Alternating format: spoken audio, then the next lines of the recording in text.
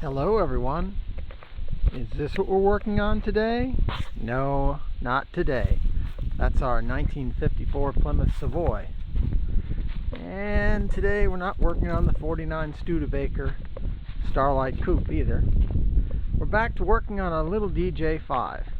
And today we're going to do a kind of a simple repair. We're just going to work on the lights.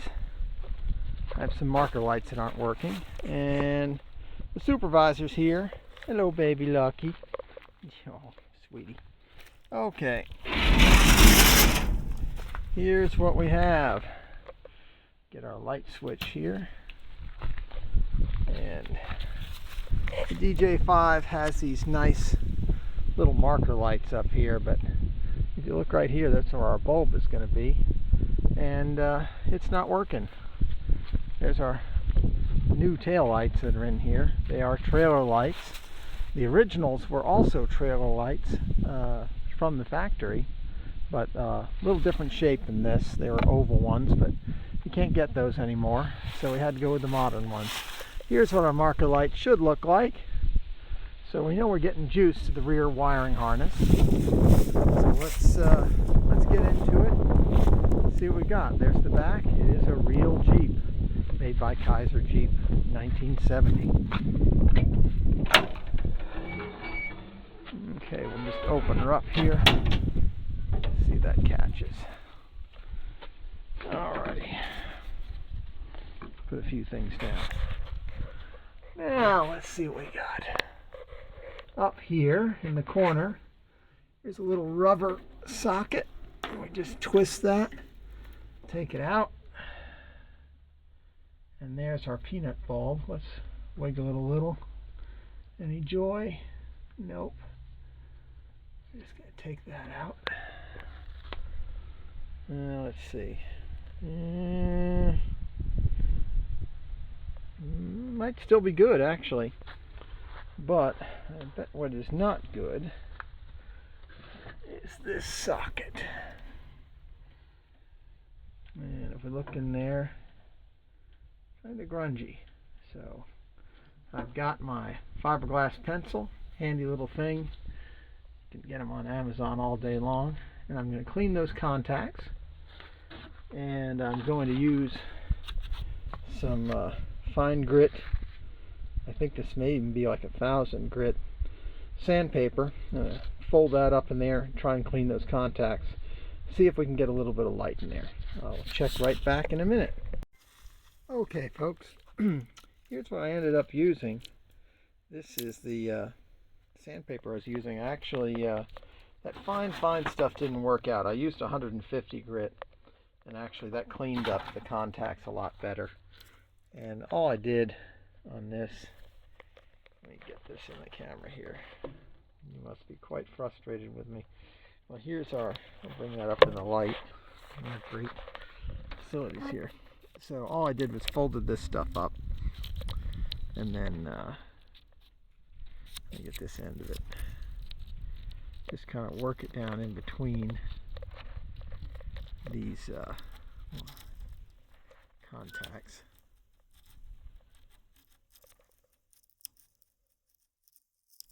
Clean them up. You can kind of see them down in there. And I got a new bulb. I used on this, pardon all the trash in the back of this project, I used a 168, and that is a 14 volt, or well, 14 volt, it's really a 12 volt car, 4.9 watts. It's a little bit brighter than some of the others. So, moment of truth here. Here's our little bulb. Try and do this with one hand. Oops, there we are, folks. Push that in, and there we are. And you can wiggle it around, it stays lit. So we had a good wiring harness here.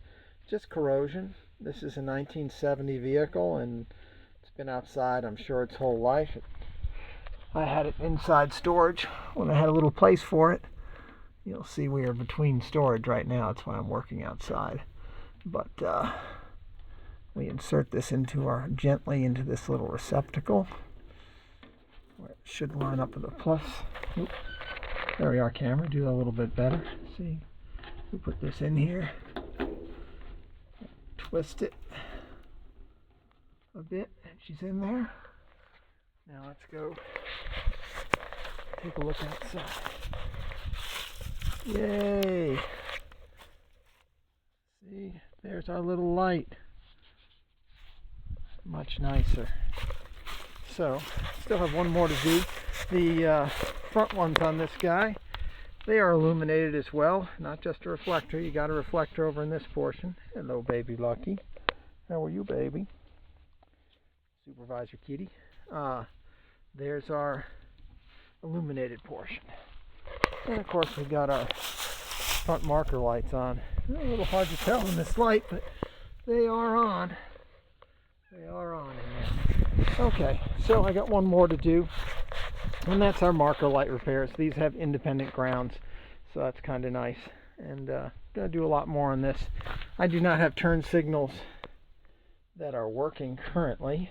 They worked before, so I think they're just crudded up. This is a Spartan turn signal assembly, and I'll show you a little something about it. Turn off the lights here, but maybe I can get it where you can see. But in this joint here, focus, in this joint where my finger is a little rubber wheel that turns up in here, and it contacts this area. Okay, so as I turn my wheel, I think you can see, if you're really careful, I get out of the light, there's a little rubber wheel. Let's see if I can point it out. It's right in there, and as you turn this wheel, that will cause these switches to auto cancel, but they have very small contacts inside, and we got to take this all apart and clean it, so that's going to be coming up. But we're slowly bringing this back to life. I know, very rusty right here. This is where I removed a panel. This all has to be cut out. We have to do some cowl repairs, get in there at the windshield wiper linkages, and eventually we're going to have a spotlight coming through, a really nice one. So I know she looks pretty rough, but you should have seen what I started. She was on her way to the crusher. But no, she's going to be fine. And the supervisor likes it. He will live in here if I were to let him, but no, you do not get to. No, sweetie pie. Alrighty, folks. Thank you very much for watching. Baby Lucky appreciates your indulgence as well. And we will get all of these fields of projects underway, fixed up, including that awesome old Plymouth I've been doing floors and brakes on. I guess I'll show you one little bit here. This is a really nice car. No one ever tells you what they pay for cars. They're always like, oh, that's the big secret. This this was $1,500 on Marketplace, and bought her down out of Moultrie, Georgia. And again, I apologize, our lighting is not that great, but this is our new floor here. This little rusty bit here, we got a little bit of rainwater in here. It's not all sealed up yet. This is a removable panel where you access your brake master cylinder. That is out because I had rebuilt it, and your clutch and brake attached to that. But see all this metal right here, and this metal right here, and all. Oh yeah, I haven't cleaned up any of that weld. That's all pretty ugly right there. But what you have to realize is, this was a beautiful car, but it didn't have floors in it when I got it. So I made these with a Harbor Freight bead roller. I know they're not great, but they're good enough to have carpeting put on them, and welded them up. I'm no professional welder, but it is steady, super strong. And I'm working on that side. You can see there's a hole through the frame. That is Baby Lucky's entrance, because he likes to sleep on the big comfy bench seat in his when it's sunny days, because he gets all that nice glass area. Any rate, this car went through a lot of owners. Back seat, I have it. I've removed it. It's being rebuilt because I'm going to reupholster it, and we'll be showing that eventually. But this car had a lot of owners that didn't really do anything with it. It was going to be a parts vehicle. What a shame. So I'm putting her back on the road. She's only got, I think 85,000 original miles on her, on a 6-cylinder engine. Well, hey, you know what? Maybe I can back up a little. So there she is. I know these aren't the most popular, but I really like them. But what did I use for metal? Everyone says I went to the metal store. Well, no, there's my metal, folks. These guys. Why am I doing that? Why? Well, because you get one of these things for about $10, and it has tons of high quality, thick steel in it, and the steel doesn't know whether it's a filing cabinet or a car, and that's what those floors are. They were part of this old gray filing cabinet that's gone into some other vehicles. It's gone into our truck body out there, and yet no, that's not a derelict. I actually drive that, but we took the steel out of old filing cabinets, and you just clean it up. It's nice big flat sheets, and it's solid stuff. So that's what we put in this old Plymouth. We're going to be doing the trunk floors as well and fixing it all up.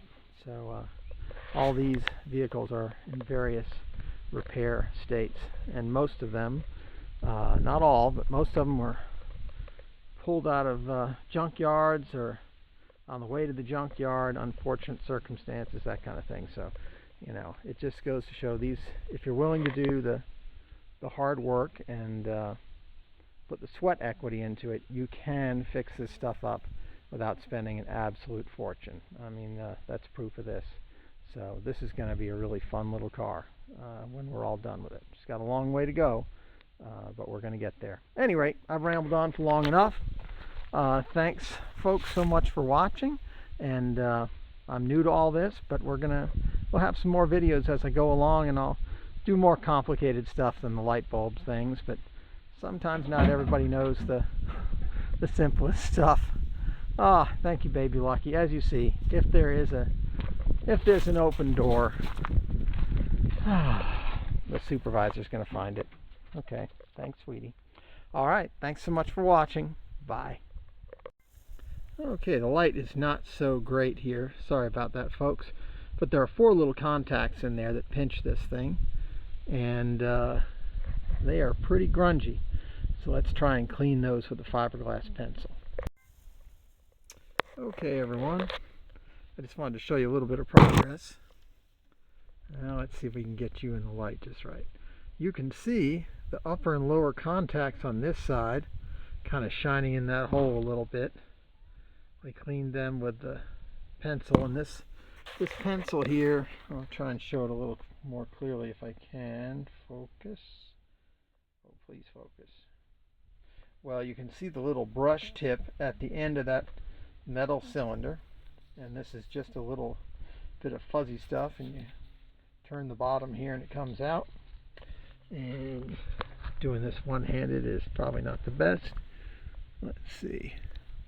I can just get it in there a little bit and clean the outside, and that's what we did with these two. And I'll clean the others, and then I'm going to put my sandpaper in there and clean in between the contacts. That's kind of the critical area.